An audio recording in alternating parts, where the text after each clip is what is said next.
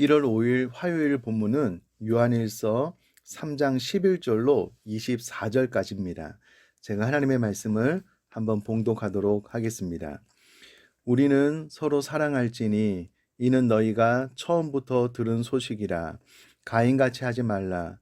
그는 악한 자에게 속하여 그 아우를 죽였으니 어떤 이유로 죽였느냐. 자기의 행위는 악하고 그의 아우의 행위는 의로움이라. 형제들아, 세상이 너희를 미워하여도 이상히 여기지 말라.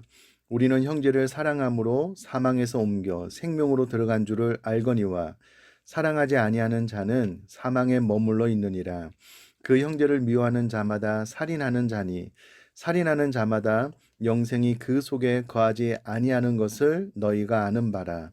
그가 우리를 위하여 목숨을 버리셨으니 우리가 이로써 사랑을 알고 우리도 형제들을 위하여 목숨을 버리는 것이 마땅하니라. 누가 이 세상의 재물을 가지고 형제의 궁핍함을 보고도 도와줄 마음을 닫으면 하나님의 사랑이 어찌 그 속에 거하겠느냐. 자녀들아, 우리가 말과 혀로만 사랑하지 말고 행함과 진실함으로 하자. 이로써 우리가 진리에 속한 줄을 알고 또 우리 마음을 주 앞에서 굳세게 하리니 이는 우리 마음이 혹 우리를 책망할 일이 있어도 하나님은 우리 마음보다 크시고 모든 것을 아시기 때문이라.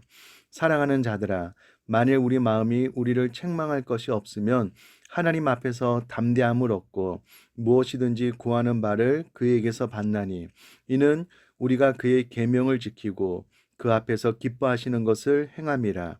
그의 계명은 이것이니 곧 그 아들 예수 그리스도의 이름을 믿고 그가 우리에게 주신 계명대로 서로 사랑할 것이니라. 그의 계명을 지키는 자는 주 안에 거하고 주는 그의 안에 거하시나니 우리에게 주신 성령으로 말미암아 그가 우리 안에 거하시는 줄을 우리가 아느니라. 아멘. 오늘 화요일 본문의 말씀은 요한일서의 주제가 되는 적극적인 형제 사랑의 권면을 해주고 있는 본문입니다. 11절 말씀 보면 처음부터 우리는 서로 사랑할지니 사랑에 대해서 권면을 해주면서 이 사랑에 대한 권면, 교훈은 이어서 이는 너희가 처음부터 들은 소식이라 라고 기록을 함으로써 여기서 말하는 처음부터는 복음이 처음 전파될 때부터라는 의미인데요. 성경은 복음이 처음 전파될 때부터 서로 사랑하는 것이 중요하다라는 것을 강조하고 있는데 11절에서 그 부분을 이야기를 하고 있습니다. 반면 어제 영지주의자들의 교훈을 따르는 이들은 12절 말씀 보니까는요. 가인같이 행했는데 마귀의 자녀의 대표적인 불의가 무엇이냐면 시기, 미움입니다. 이것이 마음으로 혹은 겉으로 드러난 살인으로 표현이 되는데요. 마귀의 자녀들이 과거에 가인같이 악한 자에게 속하여 그 아우를 죽인 것처럼 오늘날 잘못된 영적 지식을 추구하고 그 마음의 시기와 미움으로 형제를 사랑하지 않고 그 마음으로 살인을 행하는 자들이 있었는데 그들과 같이 하지 말 것에 대해서 12절에 이야기를 해주고 있습니다. 곧 마귀의 자녀들, 잘못된 교훈을 따르는 자들은 사랑을 행치 아니할 뿐만 아니라 시기, 미움에 사로잡혀 마음으로 살인을 행하게 되고 실제로도 또 살인의 죄를 지을 수 있는 것에 대해서 이야기를 해주고 있습니다.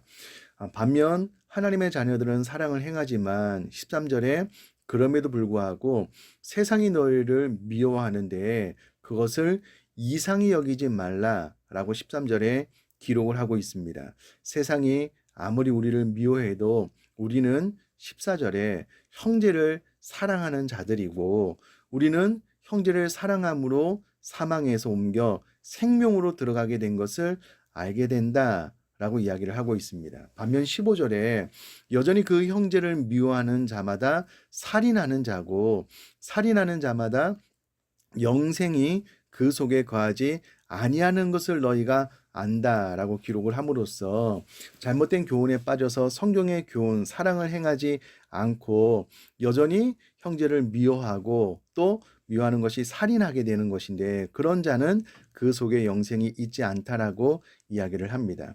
그러면 믿는 자들이 형제를 사랑하는 이유, 근거가 무엇이냐라고 했을 때에 16절은 그가 우리를 위하여 목숨을 버리셨으니 우리가 이로써 사랑을 알고 우리도 형제들을 위하여 목숨을 버리는 것이 마땅하니라라고 기록을 하고 있습니다.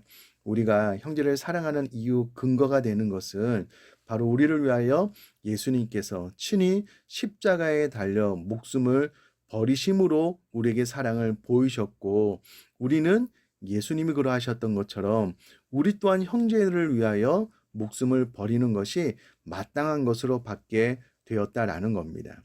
자, 그런데 여기서 중요한 것은 이것이 영지주의자들이 말하는 영적인 지식을 추구함으로 지혜만 머물러서는 안 된다라는 겁니다. 그것을 17절에 이야기를 하고 있는데요. 누가 이 세상의 재물을 가지고 형제의 궁핍함을 보고도 도와줄 마음을 닫으면 하나님의 사랑이 어찌 그 속에 거하겠느냐. 형제 사랑은 반드시 실천으로 나타나야 된다라는 것을 이야기하면서 18절에 우리가 너무나도 잘 아는 말씀입니다.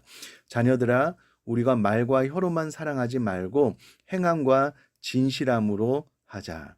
형제 사랑은 절대 말로만 혀로만 할 수 있는 것이 아니다라는 겁니다. 이것은 반드시 행함과 진실함으로 드러나야지만 되는 것이고 머리로만 관념적으로만 말로만 혀로만 사랑한다라고 해서는 안 되는 부분이다라는 겁니다.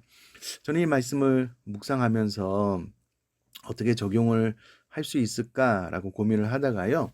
그래도 많지는 않지만 매달마다 받는 사례에서 일부를 떼어서 하나님 앞에 또 이웃들을 위해서 구제비로 드리고 있는데 사랑한다라고 하면 구체적으로 이와 같은 작은 행함을 통해서도 실천하는 것이 중요하다라는 것을 마음속에 깨닫게 되어서 이것을 멈추지 않고 계속해야 되겠다라고 결심을 하게 되었는데요.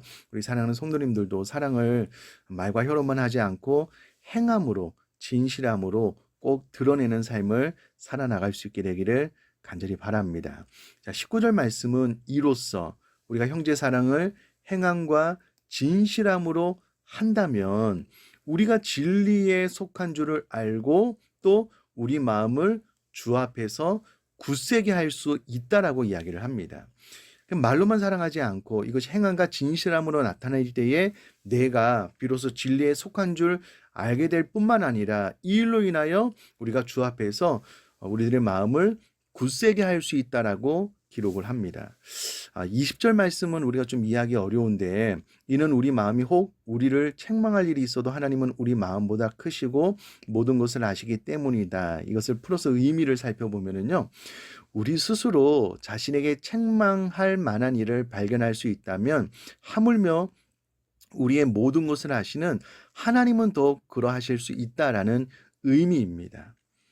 반면 21절에 사랑하는 자들아 만일 우리 마음이 우리를 책망할 것이 없다면 하나님 앞에서 우리는 담대함을 얻을 수 있다라고 이야기를 하고 있습니다. 그러면서 23절 말씀 보니까 그의 계명은 이것이니 곧 그 아들 예수 그리스도의 이름을 믿고 그가 우리에게 주신 계명대로 서로 사랑할 것이니라 라고 기록을 하고 있습니다. 그러면 우리가 그의 안에 거한다는 것은 그의 계명을 지키는 것이고요. 또 사랑한다라는 것도 그의 계명을 지키는 것인데 그의 계명이 무엇이냐라고 했을 때에 두 가지로 이야기를 하고 있습니다. 첫 번째는 그 아들 예수 그리스도의 이름을 믿는 것이 그의 계명을 지키는 것이고요. 또 두 번째, 그가 우리에게 주신 계명대로 서로 사랑하는 것이 바로 그의 계명인데 그의 계명을 다시 한번 요약을 하면 예수 그리스도 이름을 믿는 것, 또 서로 사랑할 것이다 라는 것이고요.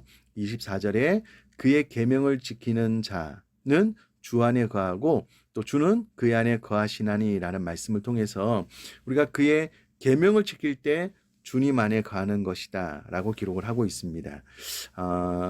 사도 요한은 예수님과의 친밀한 교제를 경험했기 때문에 그것을 강조하고 있다라고 기록을 하고 있는데요. 우리가 주의 계명을 잘 지킴으로 주님 안에 거하는 신앙생활을 해나갈 수 있게 되기를 주님의 이름으로 부탁드립니다. 제가 한번 기도하겠습니다.